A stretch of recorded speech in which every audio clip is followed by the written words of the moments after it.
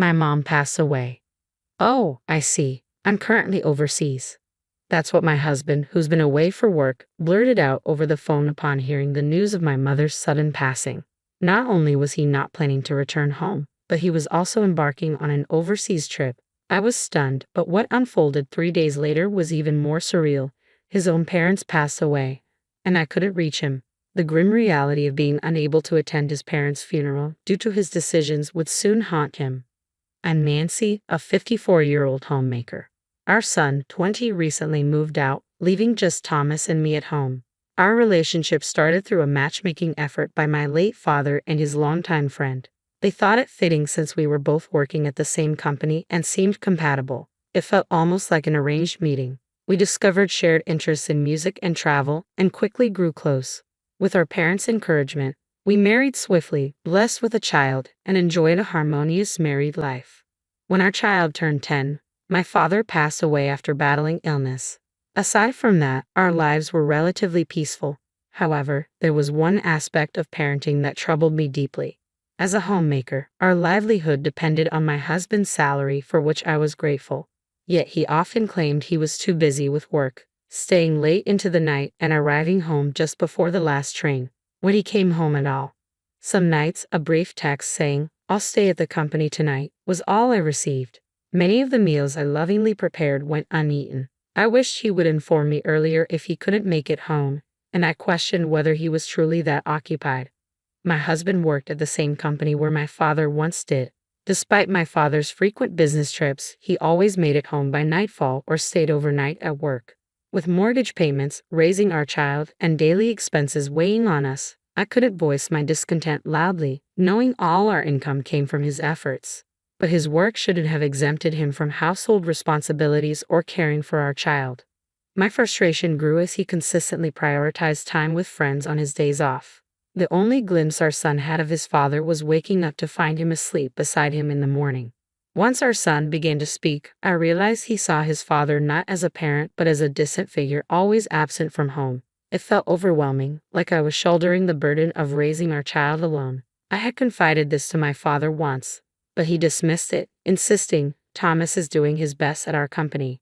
Don't criticize your husband." Must I always support him unquestioningly? My father staunchly believed in traditional gender roles. My mother, in turn, would listen to my grievances and gently remark, "He doesn't understand the hardships of a woman," with a resigned smile. After my father passed away, my mother's vitality faded, and I felt I couldn't burden her with my complaints about Thomas. Though she often complained about my father to me, deep down, she loved him. I had hoped to emulate my parents' loving household, but despite outward appearances, ours was different. In truth, I yearned for mutual respect. Before I knew it, a decade had passed in much the same routine. Even after our son grew up and moved out, our daily life remained largely unchanged. One day, I cautiously expressed my feelings to my husband, who rarely paid attention to household matters. "Listen, dear, now that our son is grown and living on his own, perhaps you don't need to work such long hours. I'd like you to come home earlier and spend more time here with us. We could tackle chores together, share meals." My intention was simply to encourage him to spend more time at home, but he took offense at the mention of chores and reacted with anger. "What do you think I'm working so hard for every day? And you don't even work. You expect me to come home exhausted and still do housework." With that, he yelled and slammed the front door as he stormed out of the house. The resounding slam echoed his deep frustration. At this rate, he might not return home for days. Though my heart ached deeply, my mind strangely stayed calm. Why is it like this? All I want is a harmonious life with my husband. Did I say something wrong? Could I have handled it better to avoid upsetting him? My mother, in similar situations, seemed to handle them with grace. What's different between her and me? As I pondered, tears began to trickle down my face without my realizing it. 4 days later, my husband returned home. I'm sorry, I apologized to him. I wasn't entirely sure what I was apologizing for. I didn't feel like I had done anything wrong, yet I always apologized, and he always forgave me. This had become our routine way of reconciling. "Yeah, whatever," he said, but our relationship clearly deteriorated after that. Or perhaps it was just my dissatisfaction. Until now, I had always assumed fault and acted submissive. But this time, I couldn't feel that way anymore. I found I couldn't respect my husband. About a month later, while things remained strained between us, he dropped a bombshell. I've been transferred to Alaska. I'll be moving alone. My husband, who had grown increasingly distant, suddenly disclosed this news. Alaska, it's so far away. It feels like our hearts are already that far apart. All right, understood. Please take care. That's all I could manage to say. He packed his bags and departed for Alaska. In no time, I found myself alone in our once bustling home. It felt surreal that not long ago we were a family of 3 here. We had been married for nearly 30 years. I had soldiered on for our child's sake, but now that child was gone. Lately, it seemed divorces later in life weren't so uncommon. I wonder if we'll end up like one of those statistics. Just as I pondered this, my smartphone rang. It was my mother calling. Perhaps I could seek her advice on this matter. Perfect timing, I muttered as I picked up the phone. Hello, I'm Dr. Johnson from Chicago General Hospital.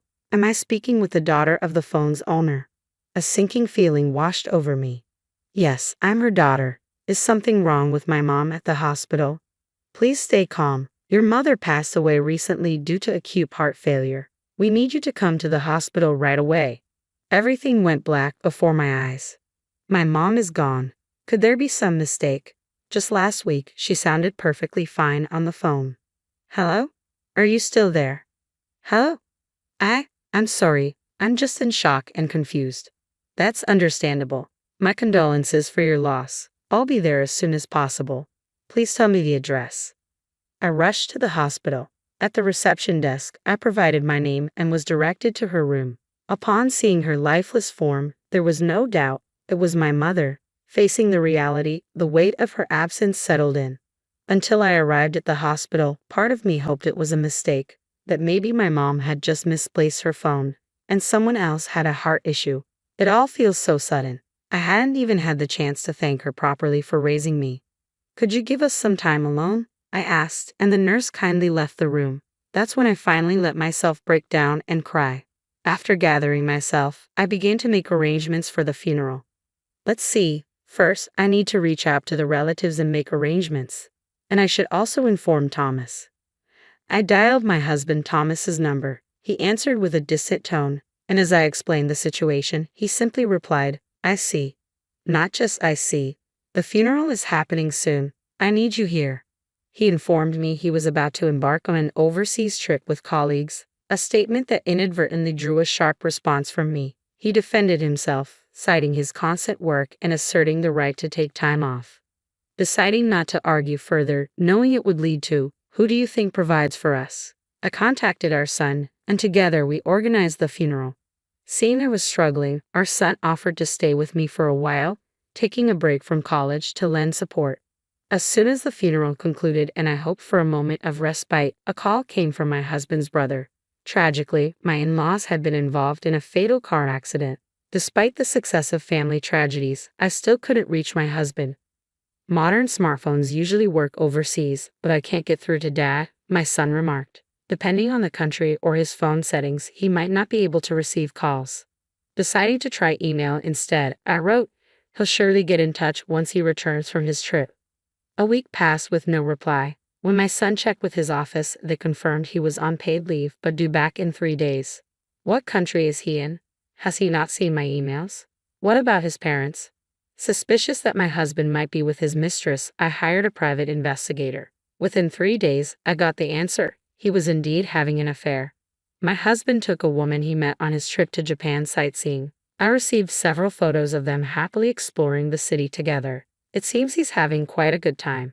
In his new assignment in Alaska, I questioned what I had been accommodating all this time. Was it concern for my hard-working husband? In reality, he's just a deceitful man who travels abroad for pleasure and engages in affairs. This might not be his first time.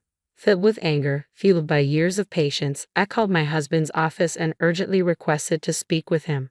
Hello? What's so urgent? I've asked you not to disturb me at work unless it's important. Didn't you read my email? Our parents have passed away. You mean your mom, right? You mentioned that earlier. Are you still upset about it? I finally managed to take some time off. No, I mean your parents. They were in a car accident. What? Are you serious? Why would I make something like this up? You claim to have just returned from abroad, but I've heard you've been back for days. Why haven't you been checking your emails? My husband seemed speechless, struggling to accept the sudden reality confronting him. Hello? Are you there? Yeah, his voice trembled. Though he had shown no hesitation in missing my mother's funeral, the news of his own parents seemed to rattle him. The funeral is done, and they've already been cremated. It's too late for remorse. I felt no sympathy as I coldly added, you need to come back immediately. I thought I heard a strained response from him, but I hung up without acknowledging it. Mom, what's going on? He's on his way home now. And just so you know, I'm filing for divorce from your father today. What? Why all of a sudden? I understand you're upset he hasn't been reachable during this busy time, but isn't divorce a bit extreme? I laid out everything to my son. It was a harsh reality to burden him with, but he's an adult now. I believed it was better to be honest than to fabricate excuses. This is indefensible. I'm standing by you, Mom. With my son's support assured, everything was prepared. Soon after, my husband arrived home. I'm back. His tone, usually brash, now lacked its usual vigor. He appeared as a pitiful man, having lost both parents at once and unable to attend their funerals. But I need to talk to you. Your brother was pretty upset about everything, you know. I couldn't help it. Even after returning to Japan, I was busy with client meetings. Quite a young client, isn't she? With that, I showed him the picture I received from the private investigator. What? Where did you get this? Look at you two, arm in arm, having a good time. If this really is just a client, have you picked up some new tricks? It seems like this isn't your first time. I dropped the bombshell, and the impact was immediate. So I've been caught, my husband admitted without hesitation. He must have realized there was no point in trying to deny it. I pressed on. You didn't even try to see your parents in their final moments, let alone mine. Shut up. You have no idea how stressful my job is. I work tirelessly to support this family. And yes, even you, who does nothing, aren't blameless. My husband showed no remorse, only defensiveness. You're despicable. I'm ashamed to call you my father. Let's end this. Let's get a divorce. I'll file for alimony later. Your personal belongings will be sent from this house via FedEx. I'll be relieved to be rid of a parasite like you. You'll get the standard alimony, but don't expect any more than that. I had thought I was doing everything for my husband, but had he really seen me as a burden all this time? What had I been enduring all these years? Considering the money he spent on his numerous affairs, I decided to claim $45,000 in alimony. Whether he could afford it or not, he paid it in one lump sum. Previously, I used to keep track of our finances, so I had a rough idea of his financial situation. However, his overseas escapades with mistresses, bringing them to Japan and partying, coupled with his absence at his own parents' funerals, caused rumors to circulate within the company, leading to his resignation.